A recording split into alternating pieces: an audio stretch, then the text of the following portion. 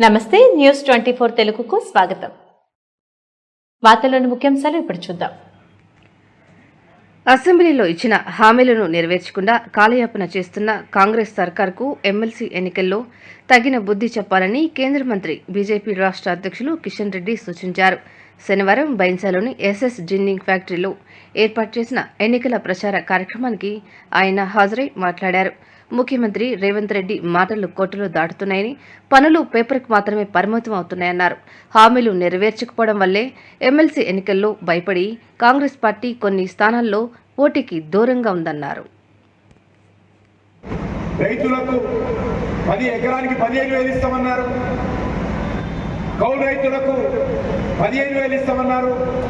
రైతు కూలీలకు 12,000 ఇస్తామన్నారు.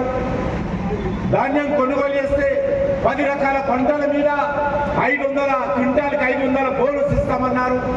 ఎంఎస్పీ పైన చీర దేనికి ఏమో ఒక ధాన్యానికి ఇస్తామన్నారు. ఆ ధాన్యం మీద కూడా సన్న బియ్యంకి ఇస్తామని చెప్పి, సన్న ధాన్యానికి ఇస్తామని చెప్పి సన్నాయి నొక్కున్నట్టారు. చేయకుండా అన్ని వర్గాల ప్రజానికాన్ని మోసం చేసే సంగతి గుర్తు చేస్తా ఉన్నాను.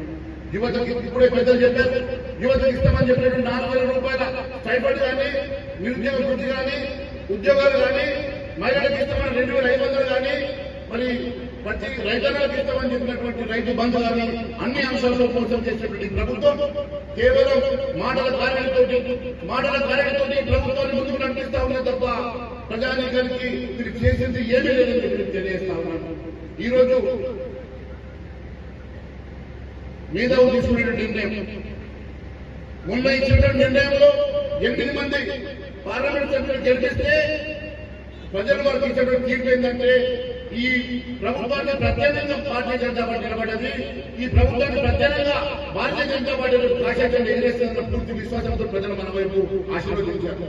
అదే మాదిరిగా ఒక్కసారి మేధావులు కూడా ఆశీర్వదిస్తే మేధావులు కూడా ఈ ఎన్నికల్లో గత 15 ఇయర్స్ నుంచి మన బైంసాపట్నంలో మున్సిపాలిటీ ఎంఐఎం చేతిలో ఉంది.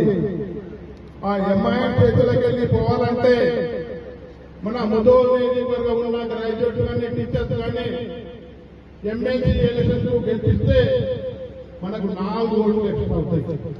2 ఎమ్మెల్సీలు, ఒక ఎంపీ, ఒక ఎమ్మెల్యే. ఖచ్చితంగా ఎంఐఎం పార్టీ ఉన్న బైంసాపట్నానికి మనము చైర్మన్ పదవి గెలుస్తామని, కానీ మీరు అందరూ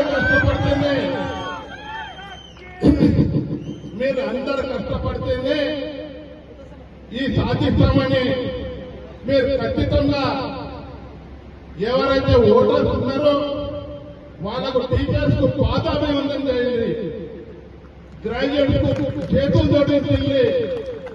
మున్సిపాలిటీ మనకు కావాలా?